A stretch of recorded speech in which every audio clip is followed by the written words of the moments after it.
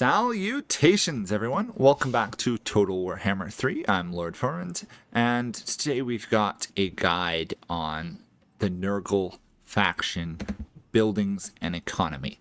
Now, this is part of a larger Total Warhammer 3 series I'm doing on Nurgle, where I'm breaking down each mechanic into a separate video, partially so that if something changes, I just have to replace one video rather than a full hour or something long video.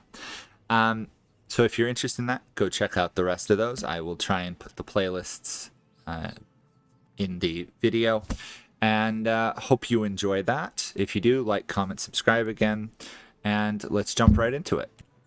Okay, for those of you who played Nurgle prior to the most recent expansion, you will know that Nurgle's buildings are cyclical. Now, that has changed recently to be slightly less cyclical, and by that, I mean the infrastructure buildings no longer cycle. Cycling is a mechanic where you build one building here, for example, this unit. Then it takes a number of turns till it grows. When it grows, it gives units for free to your recruitment pool, which then you can summon for large amounts of money to your armies instantly with reduced health. Currently, only the basic and advanced military has that. Prior to that, your infrastructure cycled as well. They changed it because a lot of people complained that trying to maintain a consistent economy with a cycling buildings was annoying. To some degree it was. On the other hand, now you have to invest a lot more to build up your economy. Now, I will say Nurgle's economy, I think, is one of the strongest in the game once you get going. It relies heavily on a combination of growth as well as having buildings in place at the start of things, as well as having good Nurgle corruption to spread plagues. I'm not going to go into plagues here. I'm not going to go into tech. We'll just go over buildings. If you want to see that, check out the other videos. So we'll start over here in infrastructure. The basic Nurgle building, the fungi of defilement. It gives you 10 infections, which you can spend on plagues. And you're going to want a lot of infections because buying the Nurgle buildings costs infections rather than money. Instead, you need to use the money to recruit units. You're going to want to build this at least one in each region, if not two. As you can see, it builds up to good control and good infections. Nurgle doesn't struggle the most with control so long as you have plenty of Nurgle corruption in the lands. You're still going to want one or two of these if you play on higher levels so that you don't have to deal with revolts. Also, when growth in the province is over 200 or more, gain an additional bonus. This is pretty consistent for the Nurgle infrastructure buildings. This one, your plague duration lasts longer and your chance of plague spreading goes up, and that increases with each level. The highest one, the plague duration, is very useful for maintaining a good economy, although it might not seem that way. If you drop a plague that gives money and or reduced upkeep as it spreads, keeping in your lands longer will save you on infections. Overall, though, if you build plenty of these, probably by your third region, you'll have almost more infections than you know what to do with. Nurgle snowballs really hard. However, Nurgle is also very weak at the beginning of the game, and if they start to lose territory, it can be a struggle to recover. Their next building is their money building. It is really nice. It is a microbial bog. Gives you flat 200, and then if you get the growth over 200 in the province, you get additional growth money. Since you're going to want to get the growth over 200 anyway from the bonuses here, it's an additional nice bonus of income. Fully maxed out, you get 600 all the time with an additional 250, meaning it can be an 850 income building, which is why my capital here, starting region, even though I haven't necessarily upgraded it in the most optimal way, that also Dragon's Mount helps as well, we're generating significant cash. In fact, replacing Dragon Sea Teeth here with a replicating mold would actually give me more money, which is kind of funny because that's a great landmark building. Next one we have is your growth building, Weeping Creepers. 25 growth, Nurgle corruption +2.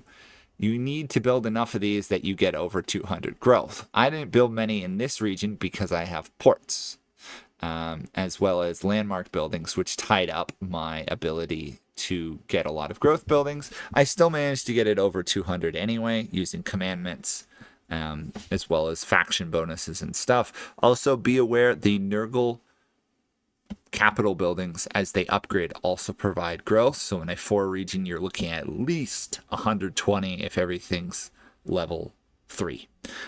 So you don't actually have to build as many of them as you would think. Once you start growing, you grow very rapidly. It also has the nice bonus of spreading corruption and Nurgle corruption in adjacent regions. If you think about it, you really only need one of these growth buildings in your capital settlement maxed out to get 90 growth, plus the other regions providing growth. You might hit 200 just from the building and capitals, especially if you have to get to level 5 here.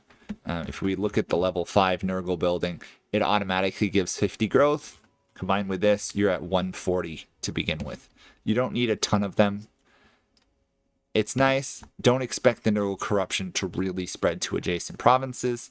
It's part of my larger beef with corruption in this game. It's not strong enough. If it was stronger, this would be more powerful, but it isn't.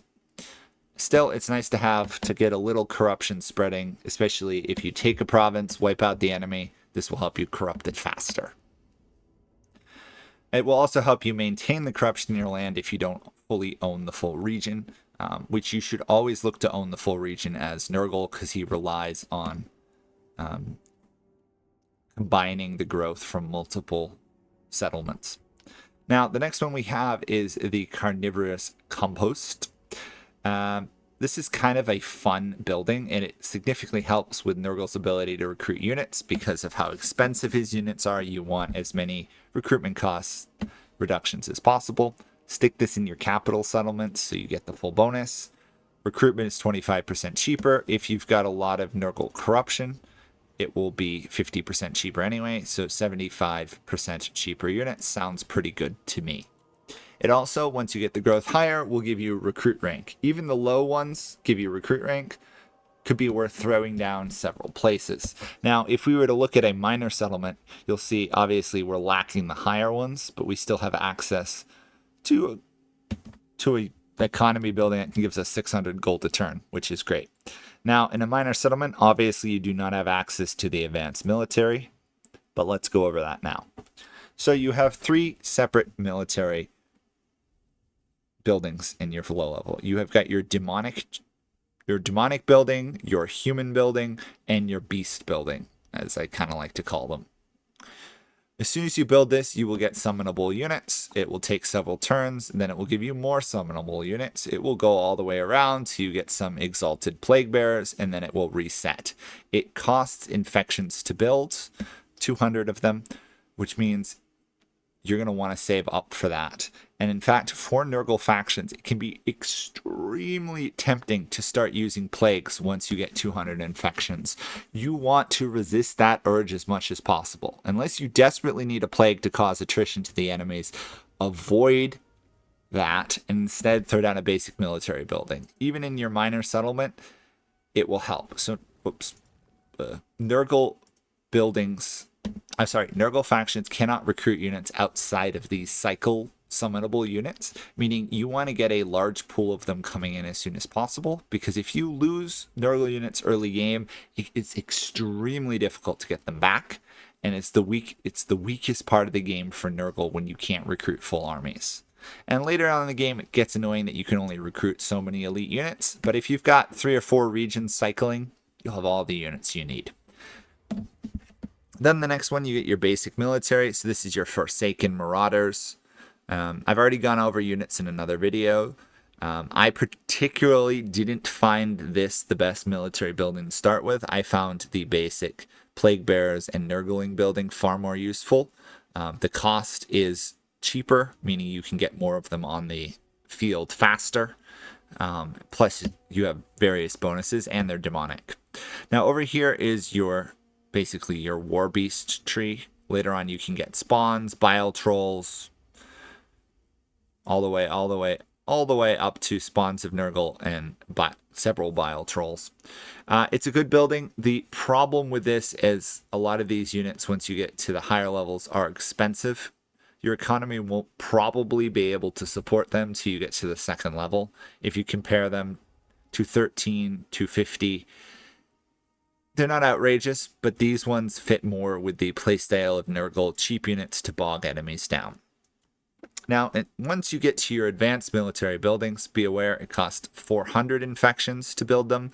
It's expensive. It does increase the recruitment pool size, which is basically how many units you can stockpile for recruiting.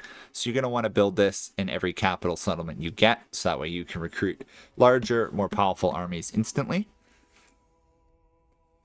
And it has, at the beginning, not the world's greatest bonuses. Marauder Horsemen, I particularly think, is relatively useless, but later on, Rot Knights, Chaos Knights are great. Nurgle is strange in the sense that you can't rush high-level buildings. You kind of have to build them and then wait as time passes. However, the Nurgle faction get elite units faster than some of the others, especially if you can throw one of these buildings up early. Be aware that to automatically construct this high level one with Rot Knights, you do have to have a level 5 settlement. Instead, I believe, I wasn't paying the greatest attention when I've played through Nurgle recently, 3 or 4 campaigns, I believe it just skips it for now. Or it just gets stuck there. So you're going to want to get to level 5 settlements as soon as possible. As you can imagine, with 260 growth, it is an extremely fast growth to level 5. I think we're on turn 50, and as you can see, I'm about 4 or 5 turns away from getting to a level 5 settlement being upgraded. Now, the other annoying thing for Nurgle is he does not have the greatest garrisons, so just be aware of that fact. Nurgle's defensive battles can be very powerful because you can, with the garrisons, tie up enemies and let your towers kill them. If the enemy has tower killing units, though, it gets a lot harder. Sorry, that's just a side note. So here's your cavalry fast moving flying tree. Over here is your elite beast units, basically. You get the Chaos War Shrine of Nurgle, which you should definitely get all the way upgraded. You get Beasts of Nurgle, Plague Ogres, which are very nice. Fully maxed out, you get access to the Great Unclean One and Toad Dragons, which are very powerful as well. Although the cost of 500 and over 500 maintenance is expensive early game. So again, you probably don't want to rush this. Nurgle's armies early game, the basic military is good enough. They have a fairly consistent growth pattern. They get stronger over time. They are weak at the beginning of the game with lack of recruitment, and they can be weak at the end of the game where they can't always recruit their elite units.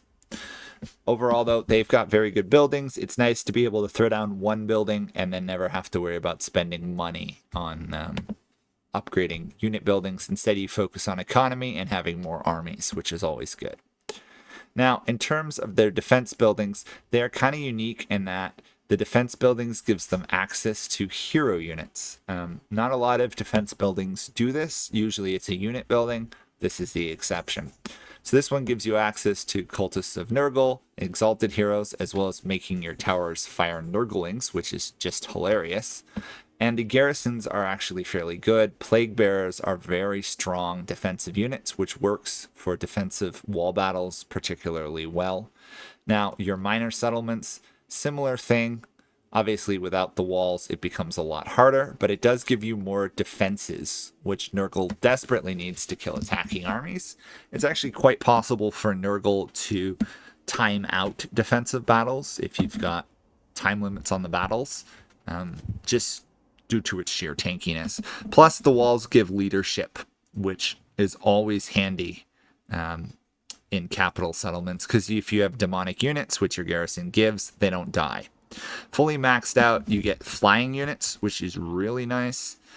Actually, no, sorry, you don't get flying units, you get pox riders. Well, you do get plague drones, which are really useful for killing enemy units who have climbed and taken your walls. Your towers become very defensive. It's not the largest garrison, but Nurgle's settlements already have decent sized defenses. They have 13. If you conclude this, you've got 19 or so units. Can hold out against most single armies, especially in your capitals on defense. And if you inflict them with the plague, it's even funner. You've got your Warpstone Locust. This is your anti-Skaven as well as hidden armies, thinking the Trickster. Gives you access to Plague Ridden and Chaos Sorcerers of Nurgle.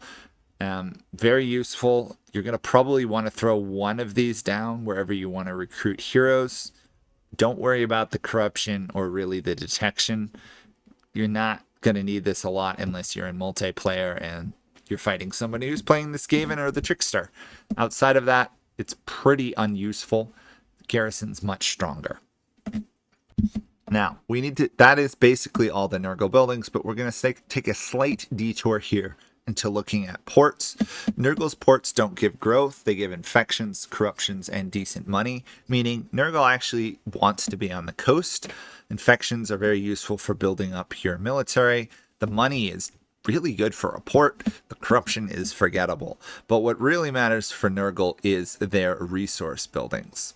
So depending on which resource building you have, like medicines, it gives plague duration and chance of spreading. But other ones like the Scattered Stone Bay here give access to reduced construction, faster cycling. Nurgle's resource buildings are actually really good in my experience, which some factions, they struggle to use resource buildings particularly well. Nurgle is, in fact, not one of them. If you look over here where we have some exotic animal camps, you get huge amounts of infections as well as reduced costs to create the plagues in areas. Nurgle has a decent amount of unique landmarks. He can use quite a few of them, and he's got his own versions. This one, Desecrated Grove for Kugath, gives a recruitment rank, which is worth mentioning. And anyway, that is basically it for Nurgle.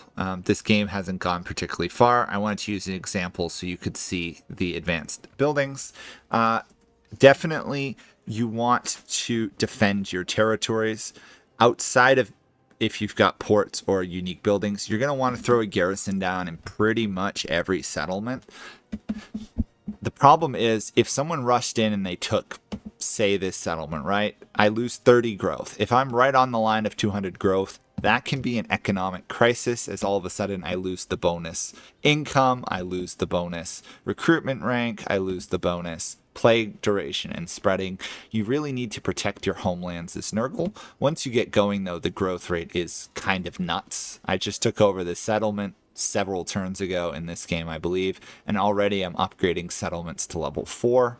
You also have various technologies that help you as well. But here's the pattern I recommend. 1 control building, 1 growth building, then the economy building. Overall, you're going to want to throw down an economy building in pretty much every settlement. They're fairly cheap to build. They're fairly effective if you build them in certain places as well. They're only 600 and they give 300 back, which gives them one of the best return rates in the game. Later on, it gets rather crazy. You can get 600 per turn, costs you 2,000. Considering Nurgle's upkeep of units and the fact he has to pay a lot, the economy makes sense. I don't know what the exact ratio here is, 1 for 1, 2 for 1, but basically you want to get to 200 growth as soon as you can. In fact, you can get higher, then start building economic buildings everywhere. The control building, less important, but don't forget your garrisons. Sorry to ramble on a little bit there. That's what I've found. Using certain plagues to boost income or reduce upkeep on your units. Income from all buildings, reduced upkeep.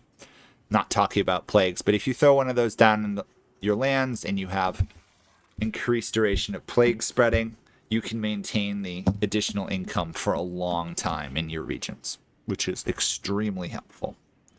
Anyway, that will be it for this guide video. Hopefully this has helped you understand the Nurgle economy better.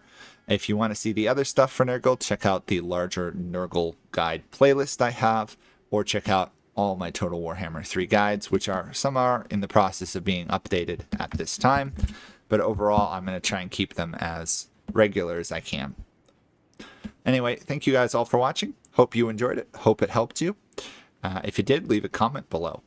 And I will see you guys all in another video, guide, or let's play. Thanks for watching. Bye for now.